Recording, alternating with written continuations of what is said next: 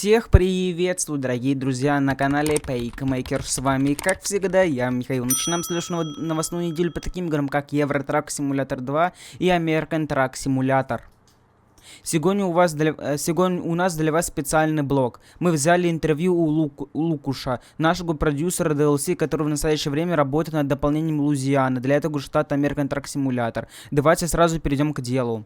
Луизиана – один из самых интересных проектов, в котором я участвовал. Ее архитектура отличается богатым сочетанием культурного влияния, яркой историей и самобытными стилями. От элегантного французского квартала в Новом Орлеане до очаровательных креольских коттеджей и плантаций вдоль реки Миссисипи. В этом штате можно увидеть удивительное сочетание французских, испанских, африканских и карибских элементов.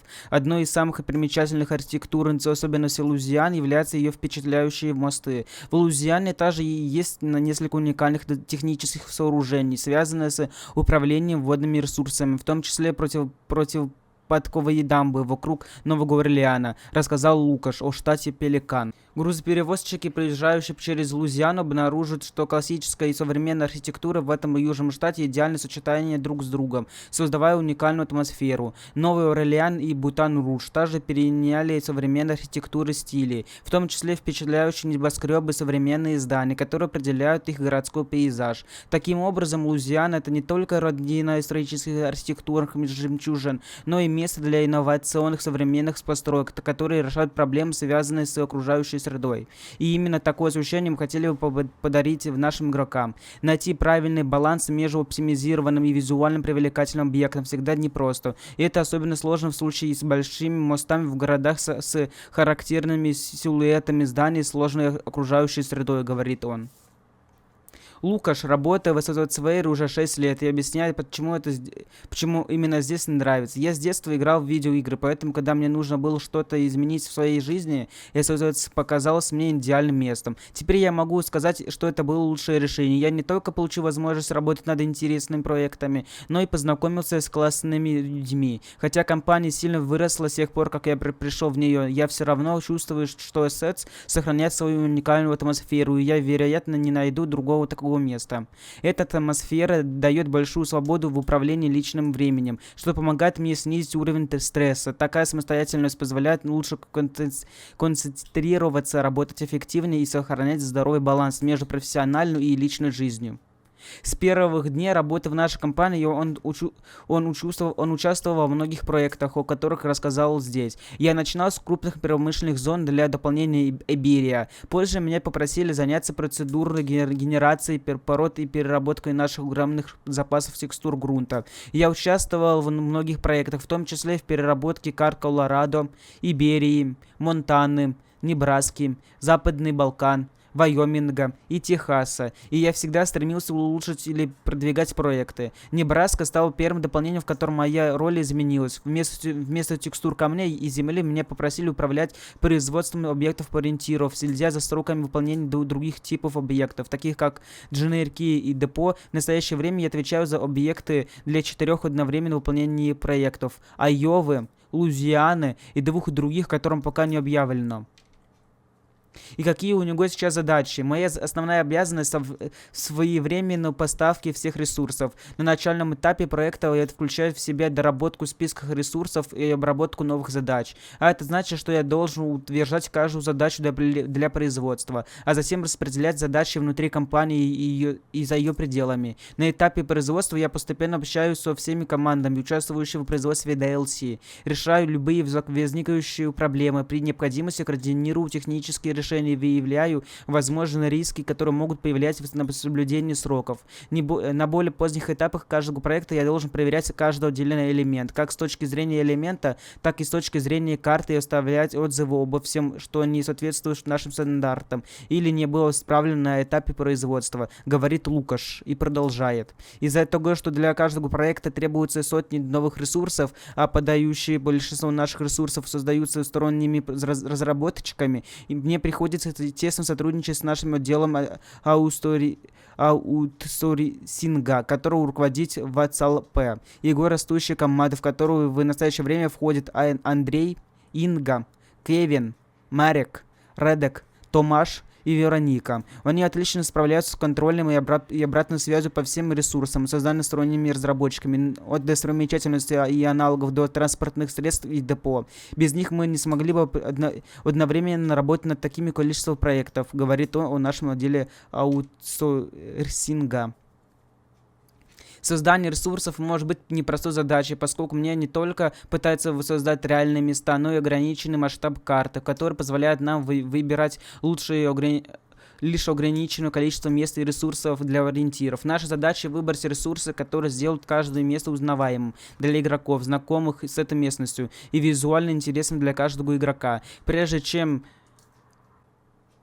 чем утвердить окончательный список ресурсов для каждого дополнения, мы в сотрудничестве с нашими командами по созданию карты и исследованиям должны потратить сотни часов на изучение всей местности и обдумывать того, что будет возможно в рамках наших ограничений. Это непросто, поскольку мы делаем все возможное, чтобы воссоздать атмосферу каждого региона и сделать его максимально интересным для наших игроков, рассказал нам Лукаш. Вполне логично, что он также сотрудничает с Давидо, нашим ведущим разработчиком DLC для Луизианы, поскольку им приходится координировать работу над ресурсами и картами. Не только из-за необходимости соблюдать сроки, но и для того, чтобы поддержать нашу маркетинговую команду. Маркетинговая презентация — одна из важнейших частей работы над каждым DLC, поскольку они позволяют нам показать всю любовь и заботу, которую мы выкладываем в проект. И это не один из ключей к успеху. Давиду настоящий профессионал. Я всегда с нетерпением жду возможности поработать с ним и его замечательную команду над новыми проектами, говорит Лукаш. Вы можете прочитать о Давиду и его команде в отдельном публикации в блоге. Ближе к концу сегодняшнего блога Лукаш хочет обратиться к нашему лучшему сообществу. Нам действительно нравится работать над проектом. Мы вкладываем в него максимум усилий и страсти. Мы верим, что с той же энергией и самоотдачей, которую мы вкладываем игрокам, понравится так же сильно, как и нам.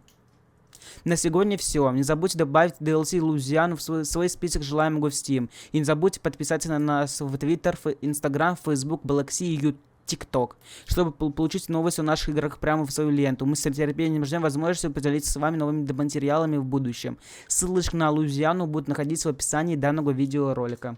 Готовы отправиться на север? Сегодня мы приглашаем вас в Норвегию, чтобы ненадолго заглянуть в живописный город Андесен, который будет включен в нашем грядущем дополнении Nordic Horizons для Евротрак Simulator 2. Давайте посмотрим, что нас ждет. Этот красивый город расположен в самой северной части острова Анея и может похвастаться населением около 2500 человек. Когда-то Анея был важным центром рыболовства и в последние годы стал популярным туристическим направлением благодаря захватывающему дух пейзажу, зелеными горам и холмам с одной стороны и бескрайнему красивому морю с десятками небольших островов с другой. В Андене также находится крупная авиабаза Андея, которая была открыта в 1950-х годах и работает по сей день. Когда вы приедете в этот город, обязательно обратите внимание на его огромный порт и очаровательную береговую линию с культовым маяком, построенным в 1859 году, который является четвертым по высоте маяков в Норвегии. Здесь также есть несколько примечательных достопримечательностей, например, местная церковь, построенная в типичном скандинавском стиле. Хотите чем-нибудь заняться? В городе нет недостатков в рабочих местах, в различных отраслях. Вы можете попробовать себя в логистическом центре в портовой зоне, перевозя широкий спектр товаров. У вас также будет возможность доставлять товары в местные супермаркеты, а также в склад материалов, расположенный в южной части города. Посещение Анденеса обязательно для всех, кто путешествует по Норвегии после выхода дополнения Nordic Horizons. А пока не забудьте добавить это дополнение к карте в свой список желаемого в Steam. Следите за обновлением этого дополнения к карте, подписывайтесь на нас в Twitter, Facebook, Instagram, Galaxy и YouTube или подписывайтесь на нашу новостную рассылку. Мы увидимся с вами в дороге. Ссылочка на данное DLC будет находиться в описании данного видеоролика. Дорогие друзья, желаете меня поддержать? Вы можете оформить подписку на Boosty или ВК Донат. Вы сможете увидеть файлы моменты с прохождения, также прохождение уникальных игр, расписание видеороликов, доступ к закрытому телеграм-каналу, где будет реал-контент. Прямо сейчас есть 20 бесплатных мест, так что успейте написать мне в ЛС ВК, ссылочка находится в описании данного видеоролика. Мы продолжаем работать на грядущем дополнении Айовы для American Truck Simulator и рады поделиться с подробностями о новой важной отрасли, которая будет предоставлена в этом грядущем дополнении. Давайте рассмотрим ее поближе, хорошо? Знаете ли вы, что Айова является крупнейшим производителем эталона в Соединенных Штатах, производя около 4,5 миллиардов галлон в год? Это почти четверть всего эталона, производимого в стране. Так для чего же используется эталон? Для гораздо большой, чем вы можете себе представить, в том числе для производства растворителей, парфюмерии, туалетных принадлежностей, дезинфицирующих средств, консервантов и полиролей. Он также используется в производстве пластмасс, резины, фармацевтических препаратов, и его все чаще используют в качестве биотоплива.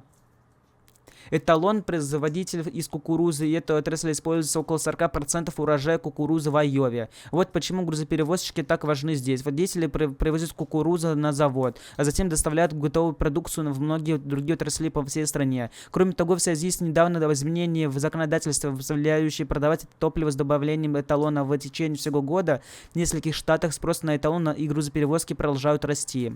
Путешествуя по Айове, вы сможете доставить грузы на 3 новых крупных завода по производству эталона, расположены недалеко от города Берлингтон, Форт Додж и Мейсон-Сити. Каждый из них был точно создан созданиями, силосами и оборудованием, созданным по образцу реальных прототипов. У каждого завода своя планировка и стиль, и с высокими резервуарами, трубами и зонами погрузки. На заводе по производству эталона, расположенном в Мейсон-Сити, вы увидите самый большой в мире бункер для зерна. Он просто огромен. Его высота составляет более 155 футов, а ширина 165 футов. И он вмещает от целых 2 миллиона бушелей кукурузы. Он настолько большой, что в него может поместиться целый самолет Boeing 767, а недавно рядом с ним построен еще один. Создана эта новая отрасль тоже была непростой задачей. На самом деле, только для этих локаций было создано 12 новых объектов, связаны с химикатами, такими как большие резервуары, силосы и многое другое. Это самое большое количество уникальных объектов, созданных для депо в этом дополнении. В этом депо также будет реализована наша функция в динамической разгрузки кукурузы в больших разгрузочных ангарах. Если говорить о грузах, то основной категорией доставляемых сюда грузов являются грузы по договору АДР, за который следуют крупноконструкционные детали для завода и, конечно же, кукуруза. Кроме того, с помощью этих заводов по производству эталона мы вывели нашу технологию с цен в депо на новый уровень. Все объекты в депо выставляются отдельно, что позволяет независимо регулировать их уровень детализации. Это значительно упрощает оптимизацию, повышает производительность, а также помогает нашим разработчикам карты использовать эти объекты вокруг депо для создания более захватывающей плавной связи между заводом и его окружением. Мы надеемся, что вам понравилось узнавать об этом новой отрасли, которая появится в дополнении Айова.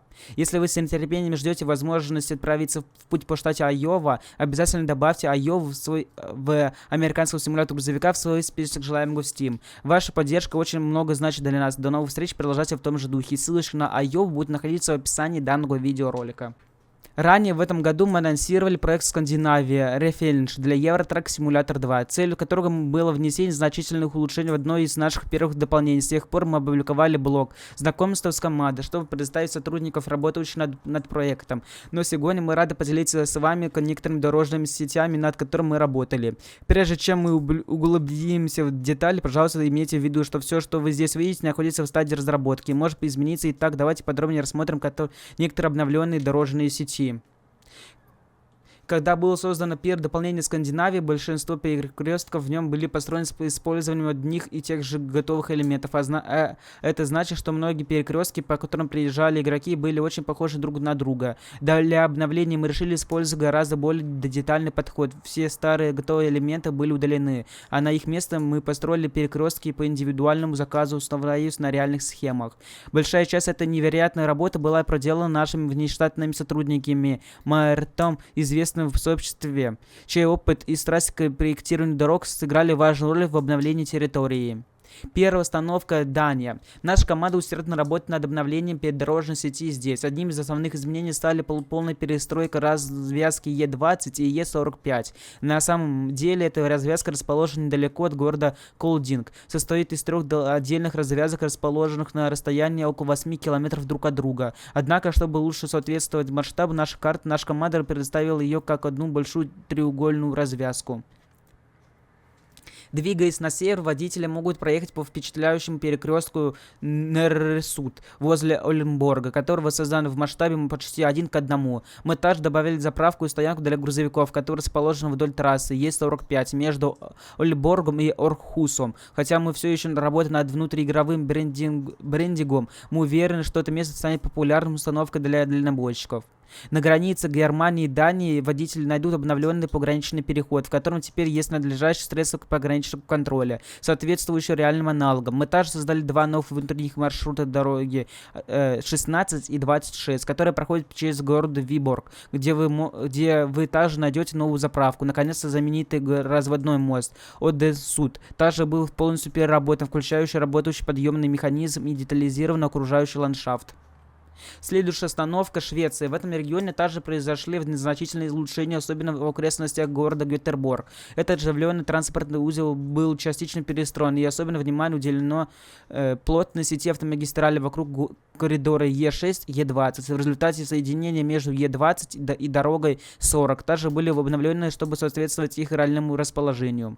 На трассе Е4, одной из главных магистралей Швеции, было переработано 4 уже существующие остановки для грузовиков. Одним из примечательных примеров знаменитая остановка для грузовиков с контейнерской форме самолета. Раньше эту достопримечательность можно было увидеть только с шоссе в Евротрак Симулятор 2. Однако теперь мы рады сообщить, что переработали ее в полноценную постановку для грузовиков с заправочной станцией, как в реальной жизни. В районе Брахаухуса была улучшена не только заправочная станция, но и ближайшие руины замка. Эта территория станет не только достопримечательностью и местом отдыха, но и складом. Аналогичная работа была переведена на стоянки для грузовиков, расположенные неподалеку от Нючепенга. И это только начало. В будущем мы еще много чем поделимся с вами, так что следите за обновлениями. Не забывайте следить за последними новостями, подписывайтесь на нашу рассылку или подписывайтесь на наши в социальных сетях: Twitter, Facebook, Instagram, Galaxy и YouTube. До новых встреч! Ссылочка на данное DLC будет расположена в описании данного видеоролика. А если вы хотите узнать о разных раздачах на разных площадках, или вот на приложении iOS и других разные промокоды, разные игры, разные площадки, разные халява, то присоединяйтесь к моей группе «Ну просто халявы». Ссылочка находится в описании данного видеоролика. Тут каждый день модерация данной группы, в том числе я лично, вас радует разными халявами. Ну что, дорогие друзья, вот такая новость на неделе была. С вами был, как всегда, я, Михаил с канала PayCMake. Не забывайте на действия, которые видите при вашем экране. На лайк, колокольчик и подписка на канал. Всем пока.